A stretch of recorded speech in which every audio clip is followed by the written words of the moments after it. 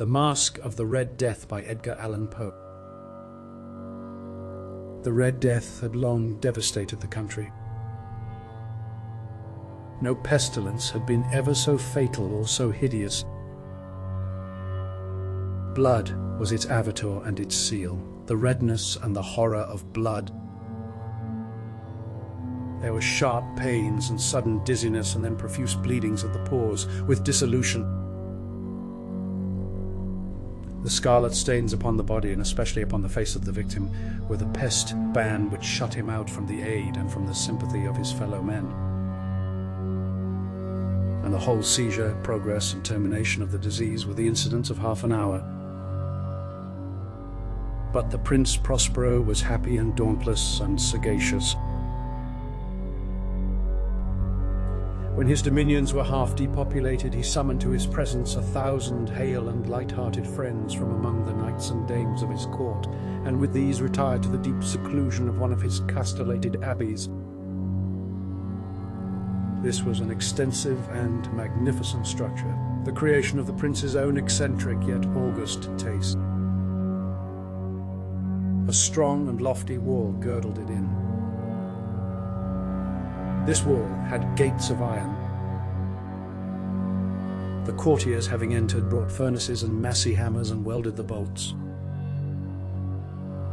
They resolved to leave means neither of ingress or egress to the sudden impulses of despair from without or of frenzy from within. The abbey was amply provisioned. With such precautions, the courtiers might bid defiance to contagion. The external world could take care of itself. In the meantime, it was folly to grieve or to think. The prince had provided all the appliances of pleasure. There were buffoons, there were improvisatori, there were ballet, dancers, there were musicians, there were cards, there was beauty, there was wine. All these and security were within. Without was the Red Death. It was towards the close of the 5th or 6th month of his seclusion, and while the pestilence raged most furiously abroad, that the Prince Prospero entertained his 1,000 friends at a masked ball of the most unusual magnificence.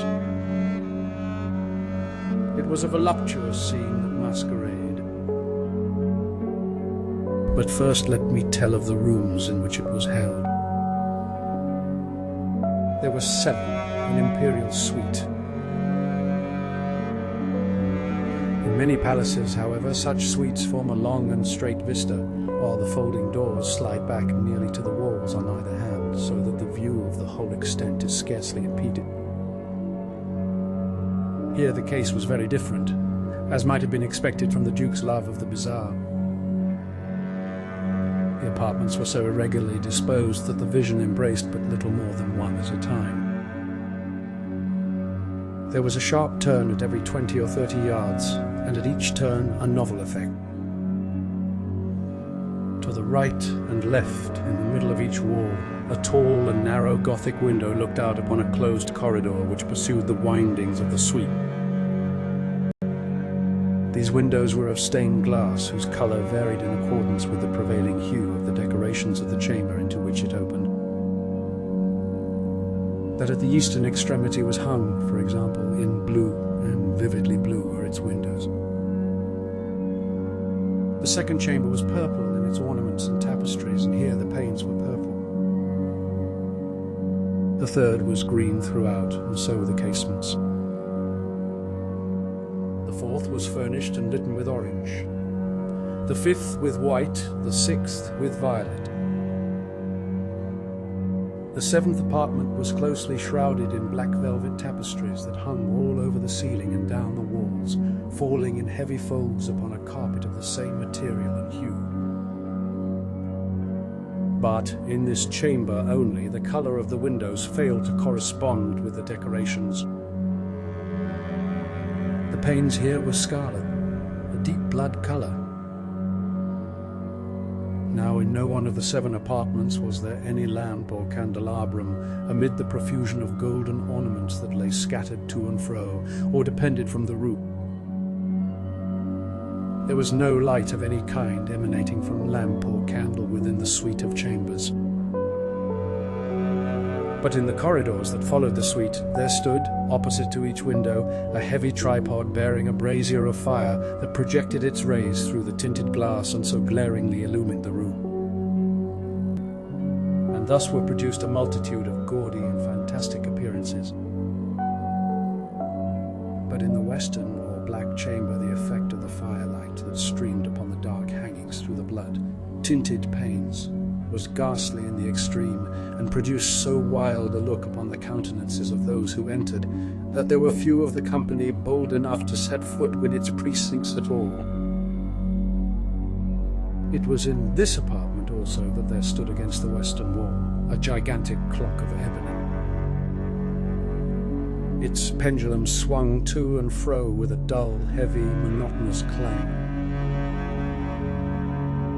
And when its minute hand made the circuit of the face and the hour was to be stricken, there came forth from the brazen lungs of the clock a sound which was clear and loud and deep, and exceedingly musical, but of so peculiar a note and emphasis that, at each lapse of an hour, the musicians in the orchestra were constrained to pause, momently in their performance to hearken to the sound.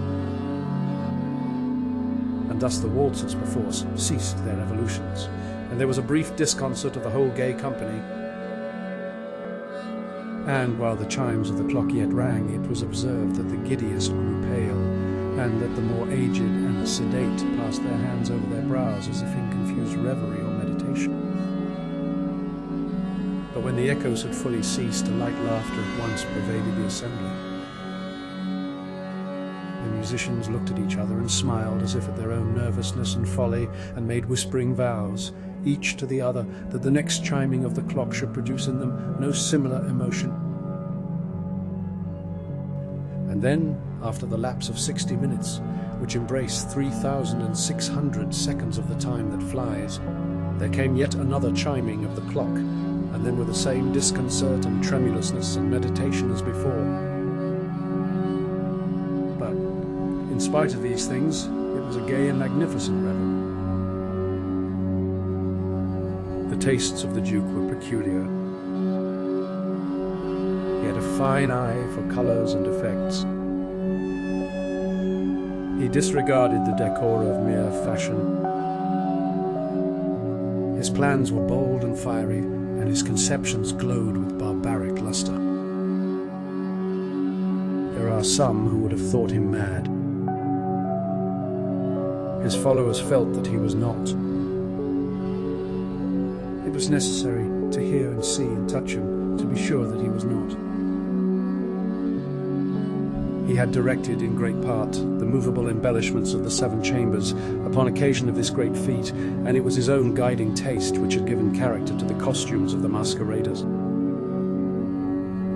Be sure they were grotesque. There were much glare and glitter and piquancy and phantasm, much of what has been since seen in Hernani.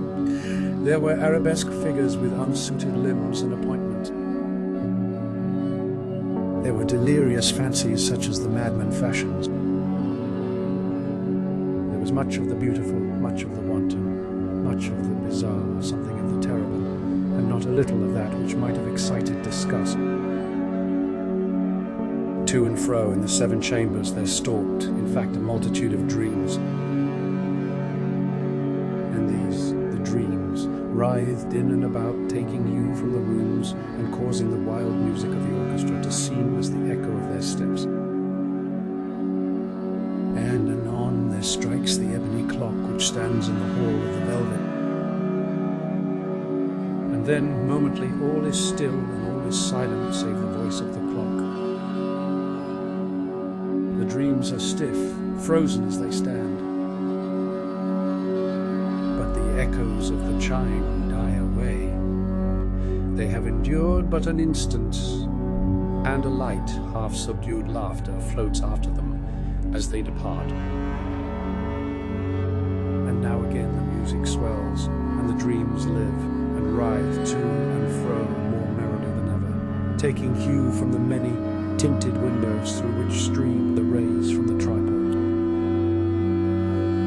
But to the chamber which lies most westwardly of the seven, there are now none of the maskers who venture. For the night is waning away, and there flows a ruddier light through the blood-coloured panes, and the blackness of the sable drapery apples. And to him whose foot falls upon the sable carpet, there comes from the near clock of ebony a muffled peal more solemnly emphatic than any which reaches their ears, who indulge in the more remote gaieties of the other apartment. But these other apartments were densely crowded, and in them beat feverishly the heart of life. And the revel went whirlingly on, until at length was sounded the 12th hour upon the clock. And then the music ceased, as I have told, and the evolutions of the waltzers were quieted, and there was an uneasy cessation of all things as before. But now there were 12 strokes to be sounded by the bell of the clock, and thus it happened, perhaps, that more of thought crept with more of time into the meditations of the thoughtful among those who revelled. And thus, again, it happened, perhaps, that before the last echoes of the last chime had utterly sunk into silence, there were many individuals in the crowd who had found leisure to become aware of the presence of a masked figure which had arrested the attention of no single individual before. And a rumour of this new presence having spread itself whisperingly around, there arose at length from the whole company a buzz or murmur, expressive at first of disapprobation and surprise, then finally of terror, of horror, and of disgust. In an assembly of phantasms such as I have painted, it may well be supposed that no ordinary appearance could have excited such sensation. In truth, the masquerade license of the night was nearly unlimited, but the figure in question had out-Heroded Herod and gone beyond the bounds of even the prince's indefinite decorum. There are chords in the hearts of the most reckless which cannot be touched without emotion. Even with the utterly lost, to whom life and death are equally jests, there are matters of which no jest can be properly made. The whole company, indeed, seemed now deeply to feel that in the costume and bearing of the stranger neither wit nor propriety existed. The figure was tall and gaunt, and shrouded from head to foot in the habiliments of the grave. The mask which concealed the visage was made so nearly to resemble the countenance of a stiffened corpse that the closest scrutiny must have had difficulty in detecting the cheat. And yet all this might have been endured, if not approved, by the mad revellers around. But the mummer had gone so far as to assume the type of the Red Death. His vesture was dabbled in blood, and his broad brow, with all the features of the face, was besprinkled with the scarlet horror. When the eyes of the Prince Prospero fell upon this spectral image, which, with a slow and solemn movement, as if more fully to sustain its role, stalked to and fro among the waltzers, he was seen to be convulsed in the first moment with a strong shudder either of terror or distaste, but in the next his brow reddened with rage.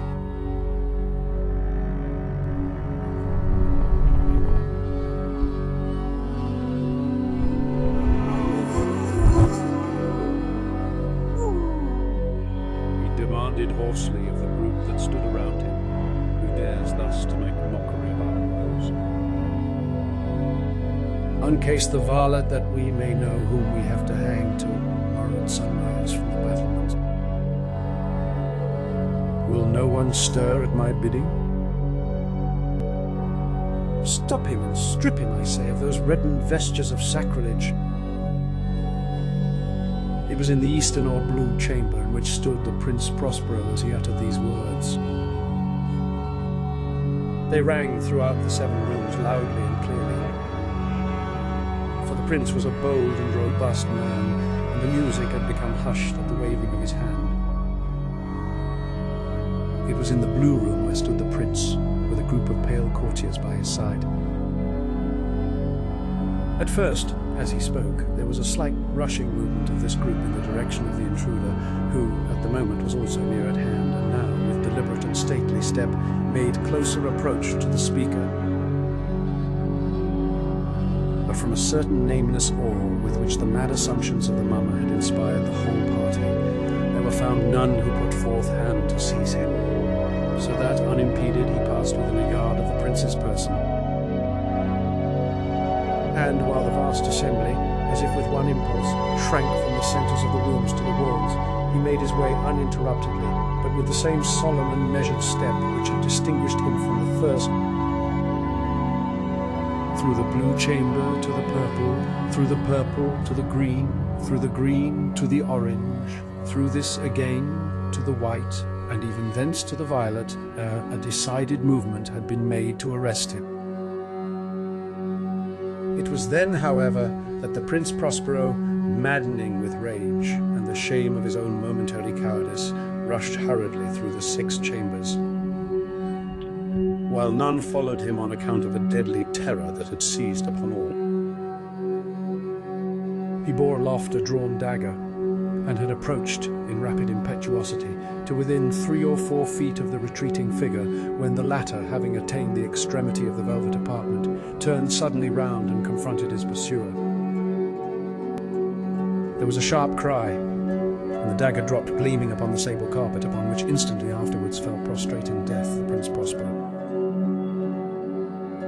Then, summoning the wild courage of despair, a throng of the revellers at once threw themselves into the black apartment, and, seizing the mummer, whose tall figure stood erect and motionless within the shadow of the ebony clock, gasped in unutterable horror at finding the grave, cerements and corpse, like Masque which they handled with so violent a rudeness, untenanted by any tangible form.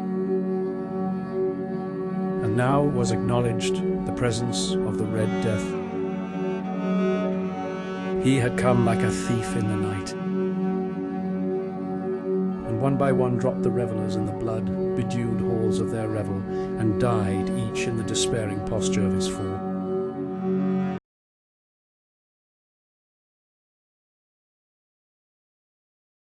And the life of the ebony clock went out with that of the last of the gay, and the flames of the tripods expired, and darkness and decay and the Red Death held illimitable dominion over all. Thank you for listening. This has been The Masque of the Red Death by Edgar Allan Poe, and I'm the Open Story Dreamer. If you enjoyed this video, consider subscribing for more like it. Text-to-speech narrations were made possible using Tortoise Text Speech, created by J.B. Visuals were made possible through the millions of hours spent by artists crafting the data used to train Stable Diffusion. Until next time, thank you.